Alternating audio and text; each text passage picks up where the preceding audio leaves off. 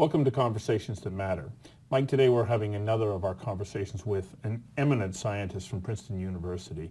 Let's talk a little bit about who our guest is today.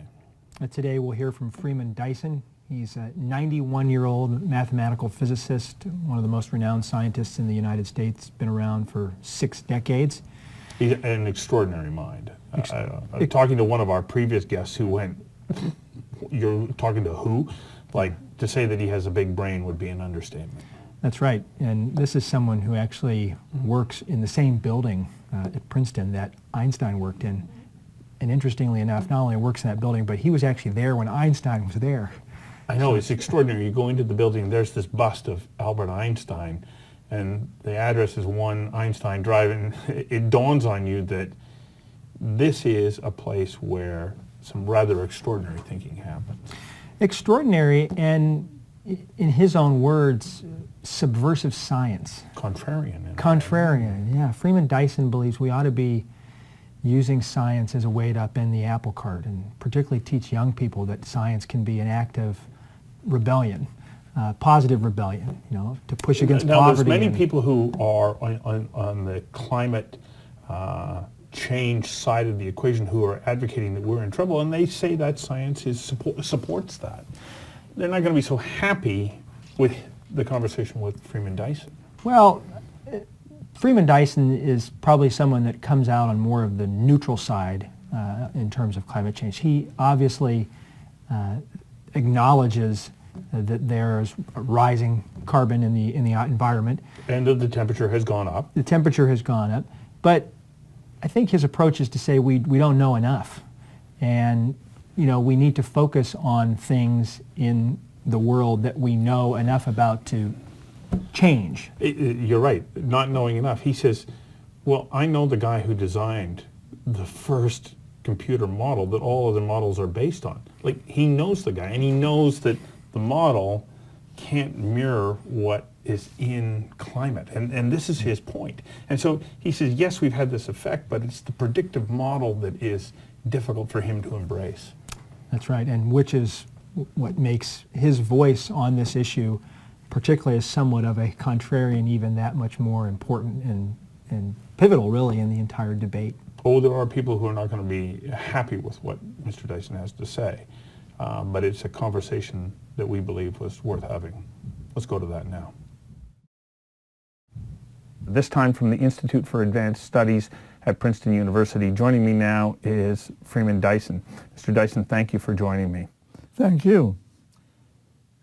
Man-made climate change, where are we at from your perspective? Is it incontrovertible science, or are we being led down a path that you are suspicious of? Well, first of all, there is man-made climate change. I mean, it's a question how much, and is it good or bad? And there are all sorts of questions. The fact that it exists is not a question. Certainly there is some effect of humans on climate, and we have to try to find out what it is. All I would say is, first of all, we don't understand the details.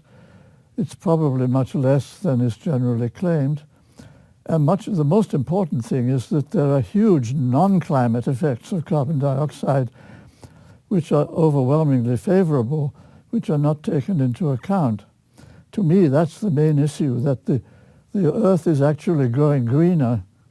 This has been actually measured from satellites. The whole Earth is growing greener as a result of carbon dioxide in the atmosphere.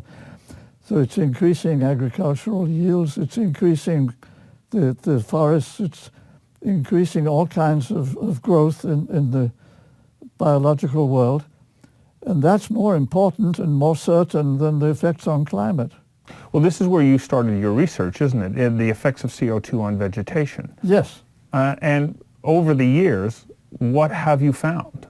Well, it's increasing just more or less as we expected. I started working on this 37 years ago, and at the time when we thought the effects were maybe about 10%. And now it's probably more like 25% after 35 years. It's essentially what we expected.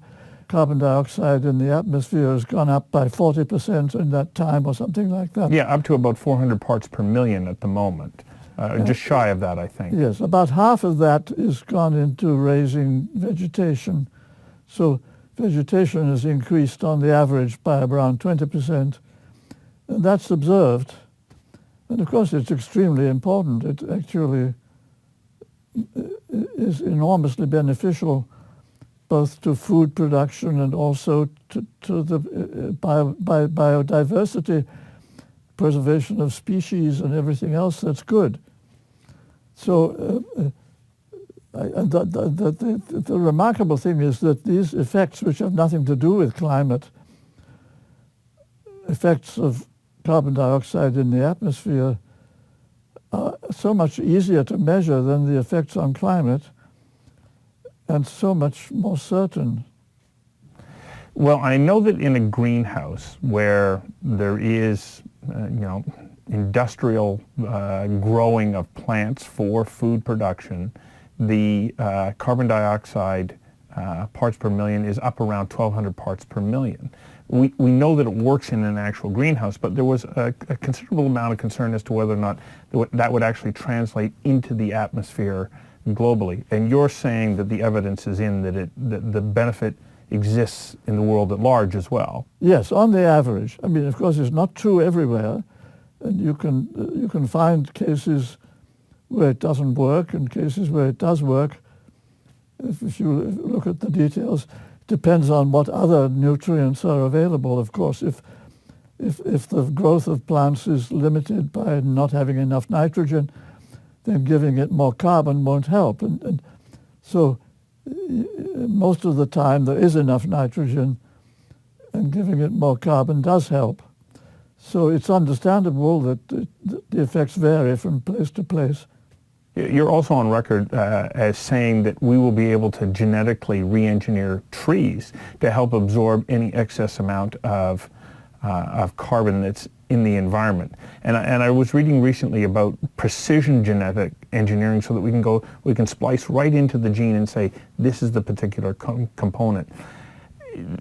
Do you see this being like an alternative if we get to the point where we go, the level of CO2 in the atmosphere is something that we're uncomfortable with? Yes, but that's in the very long run. And so I think people have to understand there are some things which are true right now, other things which will be true in 100 years, and other things which will be true in 500 years, and that makes a big difference. So what you're talking about, so genetic engineering of the plants all over the earth, I would say it probably at least 100 years from now. It certainly will be important in the long run, but it's a very long run. So one shouldn't think of that as something we're going to be doing in the next 10 years. So if I come back to the question of CO2 in the atmosphere, we've seen about a 40% increase, I believe, over the last 130 some odd years of measurement. Is that correct? That's accurate, yes. But we haven't seen a 40% increase in temperature. So the rise of CO2 doesn't necessarily correlate to temperature change. Do you understand why all of a sudden then there is such concern about CO2 increases and what it's going to do to global temperatures? Well, I don't try to impute motives to people. I mean, I disagree with people very strongly, but I don't say that they're evil because they disagree with me. So I'm not talking about, I don't want to analyze other people's motives. There certainly is an enormous religion in which there are lots of true believers who think that climate change is evil and that we're going to run into big catastrophes if we don't do something drastic. And that's a sort of a belief system which exists. I don't understand it, and I don't pretend to understand their motives.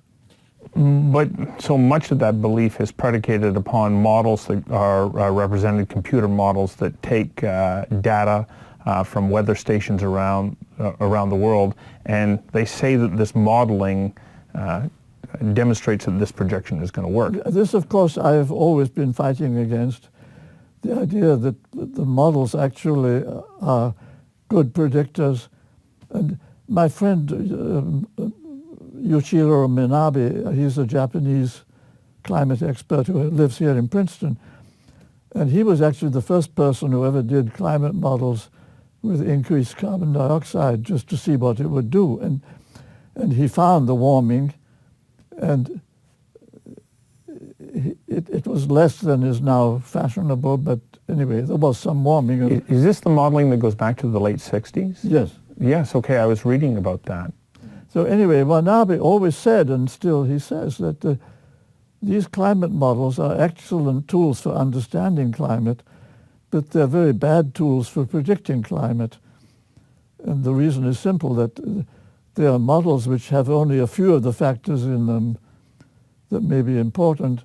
So you can vary one thing at a time, so you can it helps to understand if you vary one thing at a time and see what happens, in particularly carbon dioxide. But there's a whole lot of things they leave out.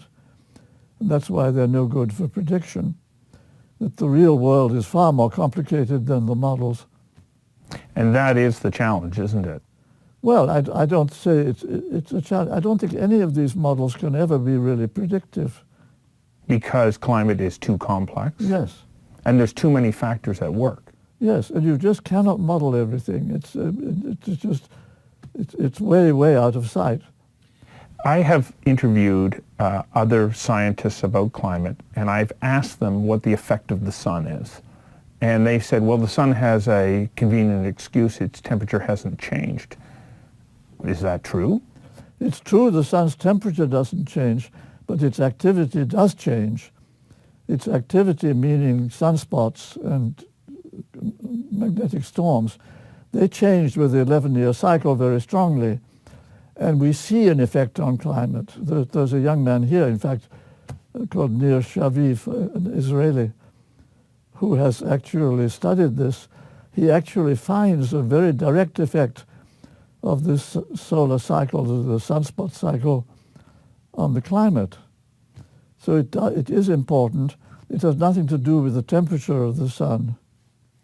It has more to do with the radiation that makes its way into the Earth's atmosphere. Yes. It's mostly the cosmic rays, the high energy radiation. It doesn't have anything to do with the actual temperature of the sun. And it's that ability of that energy to be able to penetrate Earth's atmosphere and warm the atmosphere that we live in. Well, it's a complicated situation. I mean, that Shaviv has studied the evidence, and the evidence is clear that this activity of the sun is having an effect. And of course, there was a big additional piece of evidence, which was the Little Ice Age, which happened in the 17th century, which also coincided with the time when the sun went to sleep for about 70 years. There was a thing called the Maunder minimum, when the sunspots just didn't happen. And at the same time, there was a very cold climate in Europe. So that's fairly strong evidence of correlation. But there's much more direct evidence now from modern observations, so that the correlation is certainly there. Exactly how the activity of the sun influences the climate is not completely clear. It has something to do with cosmic rays, but it's not direct heating of the atmosphere. It's probably an effect on clouds, but we don't know for sure. What led me on my path to try and understand where the truth was, I watched Al Gore's movie, An Inconvenient Truth. Yes. And in that movie, he says, when you take water vapor out of the equation, CO2 makes up about 30% of the Earth's greenhouse gases. That's and true. so I decided to, yeah, it is true, isn't it? Because I started to look at that statement and I went, okay, well, how much does, and that led me to ask, how much does water vapor, like what role is it? And back came this astounding number of 90%. Yes. And I went, well, how can you take water vapor out of the equation? You can't. And I mean, it's all right if you want to talk about Mars. because there is no water vapor. Right. How did we get to focus on CO2 as being this tipping point, the culprit? Because it's something we do ourselves, and that's what makes it special. It is human activity. The fact is that CO2 is so beneficial in other ways.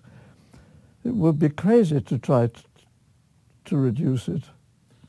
I have been reading recently, I have tried to read the IPCC report on, Yes. On climate change, and I can't do it. It's beyond my ability to comprehend what it's about. Yes. There are so many other things that you have to understand.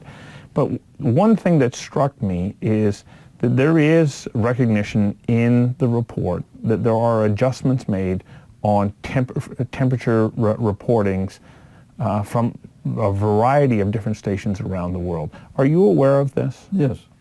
Why do they do that? Well, because the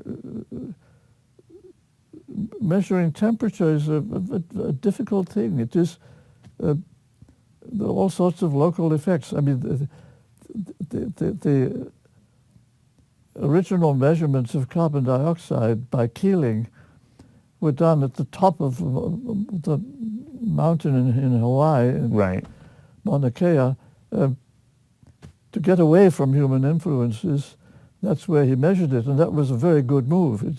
That's why the measurements are actually very reliable. Because they continue to monitor from there. Yes, and Yeah. that's the way to do it. But the trouble is, if you want to measure the average temperature of the Earth, which is a very poorly defined thing anyway, you have to have lots of measuring stations, and the local influences are very strong. So they try to correct for local influences. If somebody builds a building nearby, it changes the temperature, and all kinds of vegetation, of course, also can change. So there's every reason for not trusting those measurements. Is science in the business of predicting things, or is it in the business of observing, recording, measuring, telling us what we know at this point, and then leading us to the next stage of discovery? Well, it does all of those things. I mean, we've done pretty well with predicting the weather up to a week. I mean, it's remarkable how good the Yeah. weather forecasting is. It has really improved enormously as a result of computer models. Up to about 5 days, those things really work. Mm-hmm. What they don't do is predict what's going to happen 10 years from now, or even Or 2 weeks from now. even next year. Yes. Yeah. So it's an art as much as a science, but it's improving as time goes on. How did Benjamin Franklin, through the almanac, Farmer's Almanac, get so good at predicting weather then? Well, of course, there are always people who can do it better, and if you're out in the open air, it does help. And So as you look forward, I think that one of the challenges for all of us, no matter where we are in life right now, to look 100 years out, we won't be there to see what the result was. exactly. And so how do we know? Well, some things you can be pretty sure of, and the fact is that carbon dioxide will increase. We will continue to burn oil and coal, and probably it does us good. The Earth will get greener as a result. What do you say to people who want to have the same level of optimism that you do about the future, but they're afraid to go against the common or the current embracing of global warming and potential catastrophe? How do you give to viewers and the future this sense of optimism about our world that you have?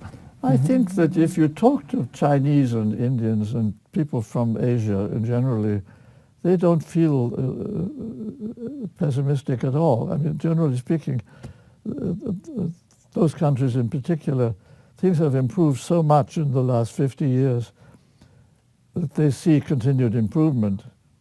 So that this sort of mood of doom and gloom is, I would say, only particularly in the academic communities, and particularly in the Western societies. So, I don't think it's at all universal. It happens that the media have gone along with it, but I think that the general public has a lot more common sense. I noticed that you also have Cool It on the table here Yes. in anticipation of our conversation. Yes. Why did you bring out this book? Well, I think it's the best general summary I've seen in a way. I mean, he's an economist, not a scientist, but I think he's very sound. Mm-hmm. And it certainly makes a pretty good case on economic grounds. Now, he's been attacked, of course, as well. Oh, of course. And Dr. Willie Soon just recently has been vilified. Yes. No, I think the fact is that you ought to enjoy being in the minority, and that's the way I feel. Of course, I'm lucky because I'm retired. I don't have to fear losing my job. And Is any science incontrovertible? Because you get people, there is a fellow in Vancouver who is a well-respected lover of nature, and he has been explaining nature to Canadians for decades now, who is at the point where he says, if you don't believe in man-made climate change, then you should go to jail. I mean, literally speaking, it's true. I mean, man-made climate change certainly is real. Mm-hmm. There's no doubt it's real, and just a question is how much and whether it's good or bad. And those are quite separate questions. And from your perspective? I would say it's on the whole good, and also it's not as large an effect as most people imagine. And all in all, you remain optimistic about our future. Absolutely. I mean, because the reason for that is I grew up in the 1930s, and everything was so much worse then. So that's, I think, the primary reason why I'm an optimist. And we never expected to survive At all. in the 30s. Yeah, I mean, we saw World War II coming and Hitler, and we knew about biological weapons. We expected to have anthrax bombs, and everything I look at is improved compared with the 1930s. So it depends from where you start. Well, thank you very much for taking the time to do this. Thank I you. appreciate it very much.